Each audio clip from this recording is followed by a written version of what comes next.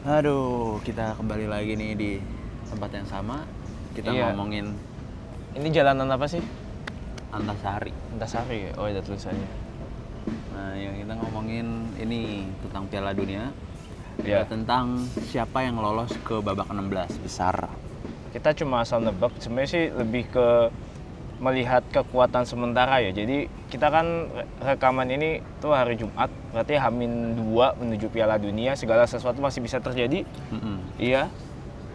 Maguire bisa cedera, ya kan, nggak bisa main di Piala Dunia. Jadi ya kita akan nantikan saja update yang ada nanti di Piala Dunia. Dan kalau dari gue sih lebih bisa baru nebak siapa yang juara ketika semua pertandingan pertama udah digelar gitu. Kalau Iya, gue ya. karena Tapi- kita biar bisa tahu nih tim ini nih bakal melangkah sejauh apa sih dengan permainan seperti itu.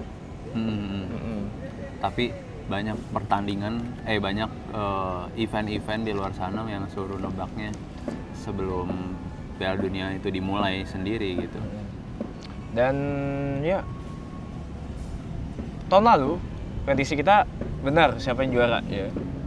Walaupun yang di Prancis. final salah. Gue lupa siapa yang di final ya. Kita prediksinya. Final, Kroasia. Kroasia, tapi di prediksinya siapa ya? Gue lupa. Gue juga lupa sih. Gue juga lupa. Pokoknya negara Brasil kalau nggak salah ya. Kayaknya Brasil ya kalau nggak salah ya. Yang lolos ke final dan akhirnya kita tebak Prancis yang jadi juara. Dan kali ini kita coba lagi apakah prediksi kita berhasil atau enggak. Karena di sini gue memiliki kebimbangan ketika sudah membuat prediksi hingga fase knockout. Oke, ya. Dari grup A dulu kita langsung siapa yang akan lolos. Gue pribadi ya. Belanda dan Qatar. Belanda dan Qatar. Sekarang gue ya, kalau gue Belanda dan Senegal. Kan mana cedera?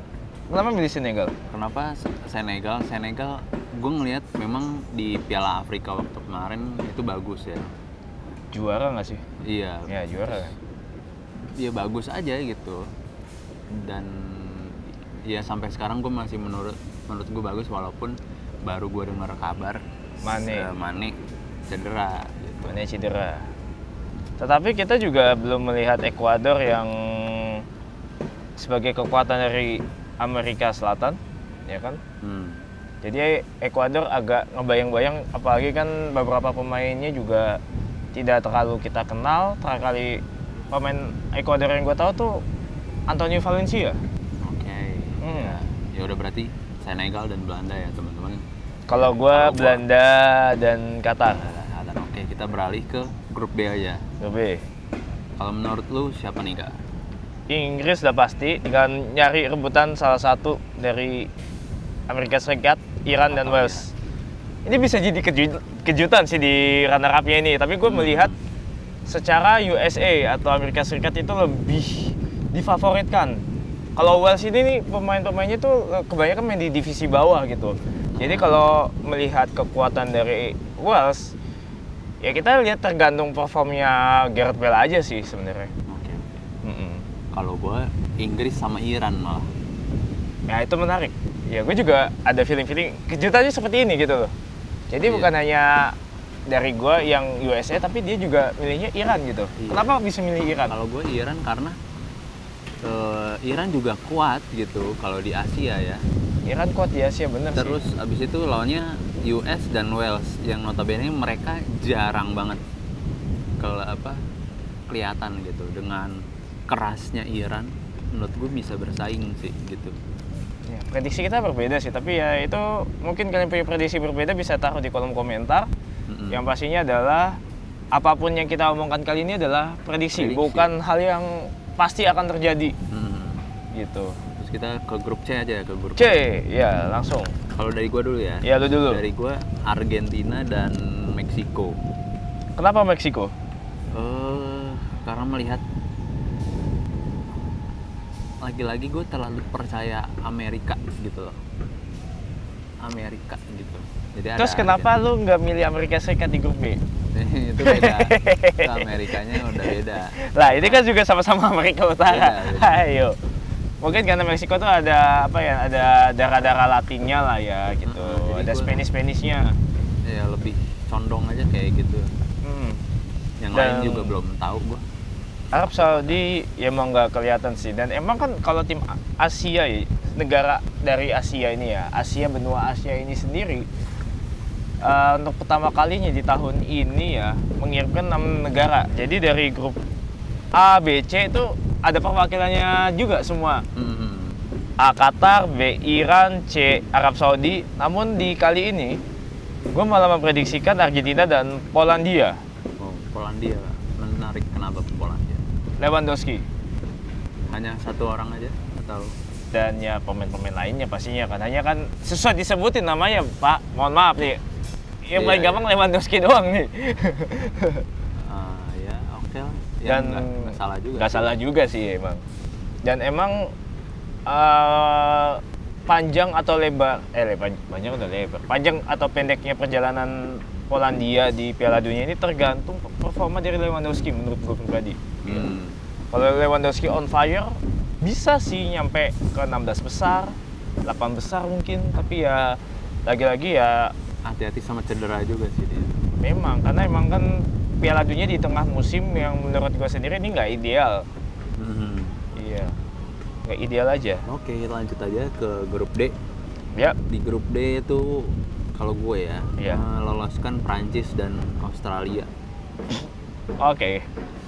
Australia kenapa? Australia kayak sebenarnya antara, kan ada Denmark juga. Iya. Tapi gue lebih cenderung Australia sih. Ya pengen aja ada Asia gitu. Iya kan Iran nggak Asia. Kenapa lo Australia lagi? Australia. Ya gimana ya? Ya pengen aja lihat dia perjuangannya di 16 besar kayak gimana gitu. Walaupun kan kemarin dia masuk Piala Dunia terakhir kan. Nah itulah kenapa sebabnya gue nggak menjagokan Australia. Yang lu prediksi lolos siapa? Perancis dan Denmark.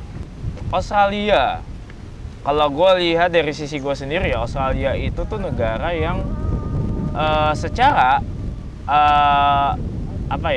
mereka tuh tertatih-tatih untuk lolos ke Piala Dunia. Mereka harus melalui jalur playoff Asia, playoff interkontinental, dan itu bahkan sampai adu penalti gitu. Jadi ya gue pribadi itu tidak melihat Australia ini kuat untuk lolos. Bahkan legendanya aja udah nggak ada, ya kan? Maksudnya pemain Australia siapa yang lu tahu sekarang? Nggak tahu kan? Gue juga sama, ya kan? Dulu Australia punya tim Cahill, masih ada sosok yang bisa dikatakan sebagai mentor, sebagai pemain yang menjadi panutan. Untuk saat ini gue nggak melihat Australia seperti dulu.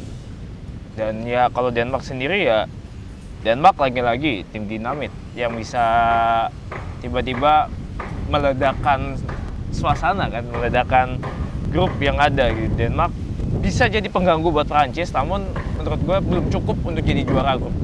Iyalah, pasti. Iya.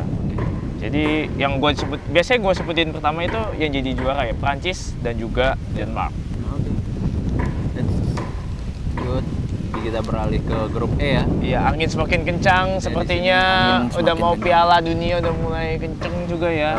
Kita lanjut ke grup E. Di grup E itu kalau gue prediksi ada Spanyol sama Jerman sih. Itu sudah pasti sih, nggak usah dibantah lagi. Walaupun gue tetap mendukung Jepang untuk lolos. Karena lagi-lagi Jepang itu fighting spiritnya, keinginan dari tim mereka itu ada banget.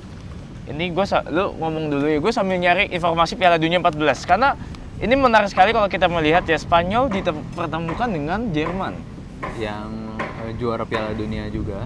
Iya, dan emang situasinya kan hampir mirip-mirip tahun 2014 ketika Spanyol sama Belanda satu grup ya. Jadi emang ini gue baru inget gitu loh. Spanyol sempat kesulitan di 2014. Nah, apakah menurut lu bakal kesulitan lagi nih di tahun 2018? Apalagi kan satu grup sama Costa Rica, ya kan, di 2014 mengganggu. 2018 lumayan lah gitu. Gak juga Jepang loh. Jepang tuh gak bisa kita anggap remeh juga. Jadi emang ini grup kalau dibilang neraka banget sih. Juga neraka sih. Iya, neraka. Tapi nerakanya juga lebih neraka tricky.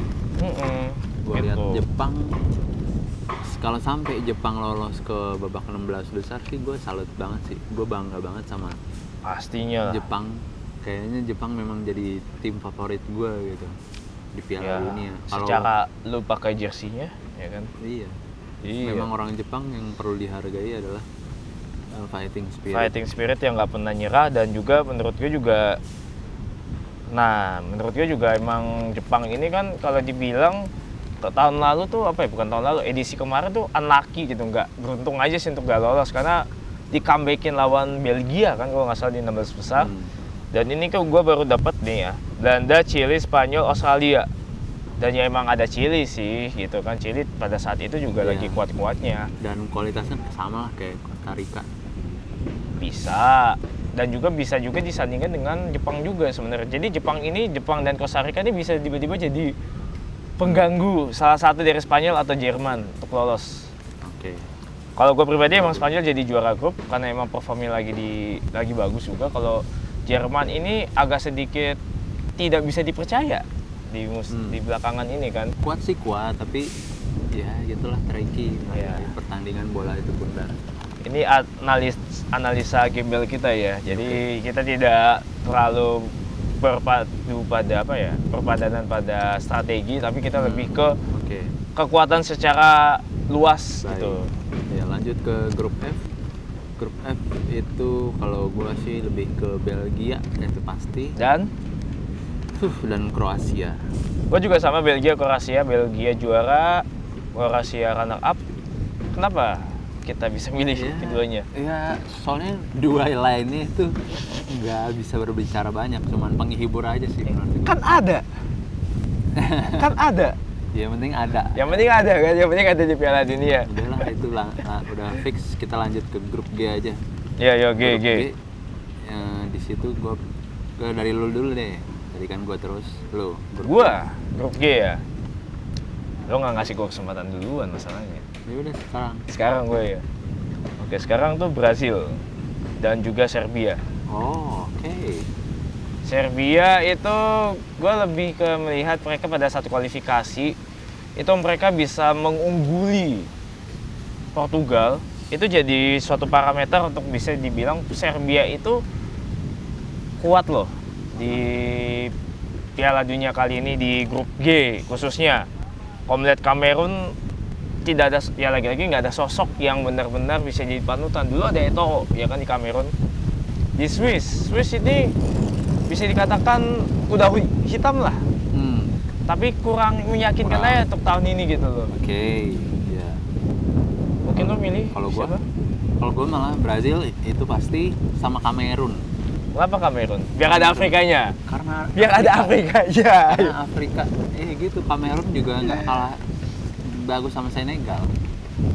Jadi itu lebih ke equality tiap benua gitu ya. Dasar. Gue lebih kalau diadu-adu aja sama Swiss, menang lah Kamerun gitu. Ya sih unggulnya keuntungan dari negara yang nggak punya one player tim gitu loh. Jadi kayak Argentina Messi, Portugal Ronaldo, Polandia Lewa, ya kan. Nah, kalau di Swiss kan Kamerun kan bermacam-macam dan merata lah, bisa dibilang seperti itu. Oke, kita ke grup yang terakhir aja ya. Langsung. Kalau lu? Ini bakal jadi suatu kejutan dan ini pasti bakal memunculkan kontroversi. Iya. Gue bilang Portugal nggak lolos. Akan tetapi yang lolos adalah Uruguay dan juga Korea dan Uruguay. Gue bilang yang negara pertama adalah jadi juara grup Korea. Oke. Menarik kan? Kenapa Korea? Iya.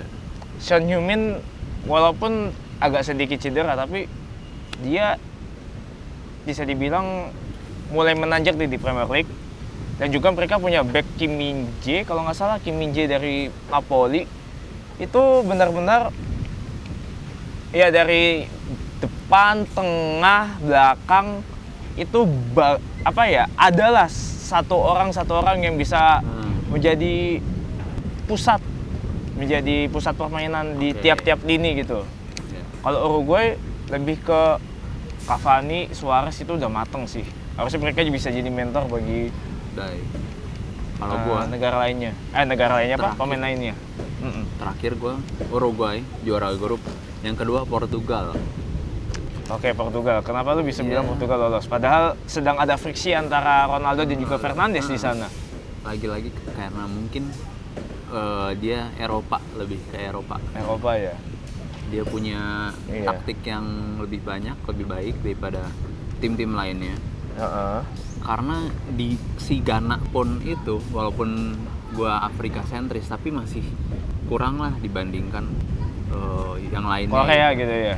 Sama Korea masih berimbang lah Berimbang gitu. ya. Tapi penentuan itu biasanya di pertandingan kedua. Terakhir dong. Enggak, pertandingan kedua penentuan nih Korea sama Ghana. Siapa nih yang mau bisa maju gitu. yang Anda bisa sambil survive. ngeliatin jadwal soalnya. Kalau gue malah di pertandingan terakhir itu bisa jadi bisa jadi kalau kan gue prediksi Portugal gak lolos. Gue kasih tau dulu Portugal gak lolos ini karena faktor internal gitu loh.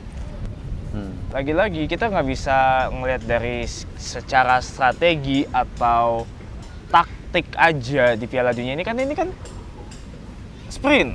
Iya. Iya, bukannya maraton. Maraton tuh kayak liga kan. Ini sprint loh. Jadi cedera langsung bye-bye kan.